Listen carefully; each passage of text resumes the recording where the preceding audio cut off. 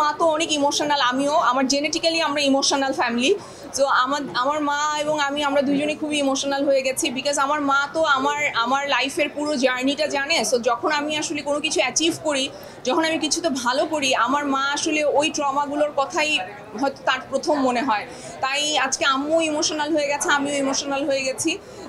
So আম্মু, আমার মেয়ে সবাই খুব পছন্দ করেছে, আমার ভাই দেখেছে, আমার ভাইয়ের পরিবারের অনেকে দেখেছে, আমার ভাইয়ের বউ ছিল, আমার ভাইয়ের বাচ্চারা ছিল। তো ভালো লেগেছে। আজকের মিরপুরের শোটাও খুব ভালো গেছে, এখন তো অলমোস্ট হাউসফুল একটা শো যাচ্ছে। আমি আসলে একটু ভয়েই ছিলাম যে মানে হয় না যে আমি চেয়েছিলাম যে আমার লাইফে যাতে এই ট্যাগটা কখনো না লাগে যে আমি শুধু রেহানা মারিয়াম নূরের মতো সিনেমাই করতে পারি। আমি আসলে করতে চেয়েছিলাম রেহানা মারিয়াম নূরের পরে ভিন্ন চরিত্র।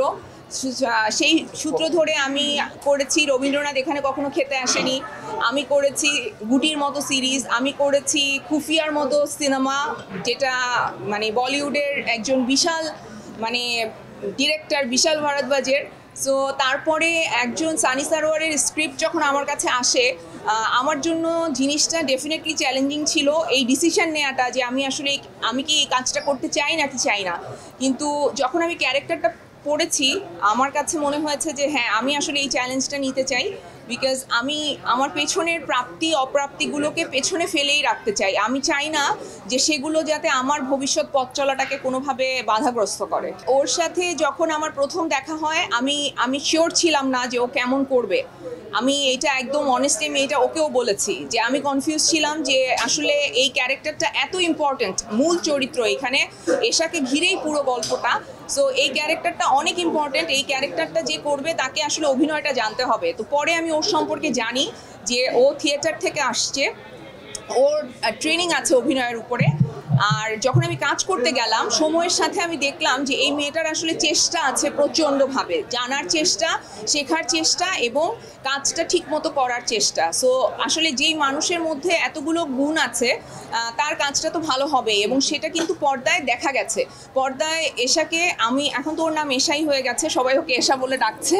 সো পূজা পর্দায় এশাই হয়ে উঠতে পেরেছে এবং সবাই আসলে ওকে ভীষণ পছন্দ করছে।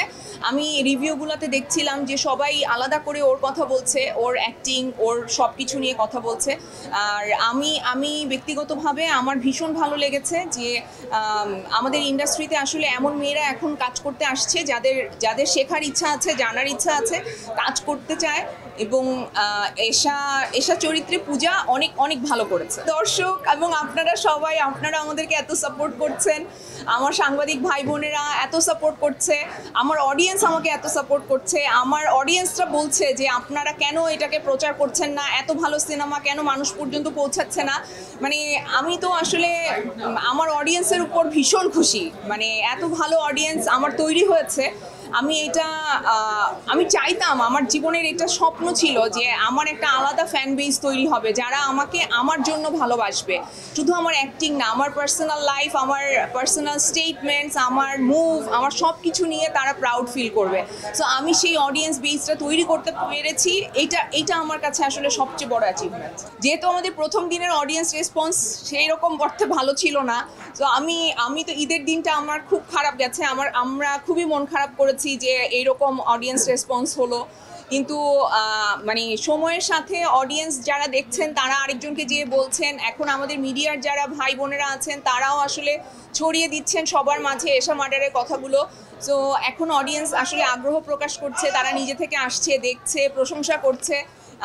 এইটা সবচাইতে ভালো ব্যাপার যে আমাদের সিনেমাটা যে কজন মানুষ দেখেছেন তারা ভালো বলছেন, তাদের কাছে ভালো লেগেছে বলছেন, সবার অভিনয় ভালো লেগেছে বলছেন, যে একার কারো অভিনয়ের কথা বলছে না, সবাই সবগুলো ক্যারেক্টারকে পছন্দ করছে।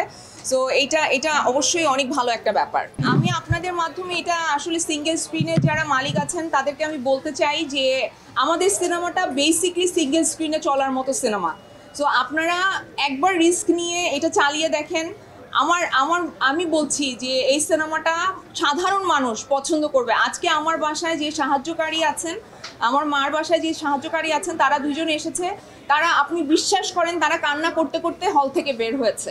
তারা আমাকে ভালোবাসে এই জন্য না, তারা আসলে পর্দার এশাকে এবং পর্দার লিনাকে তারা কানেক্ট করতে পেরেছে। সো আপনারা প্লিজ এই রিস্কটা একটু নিয়ে দেখেন।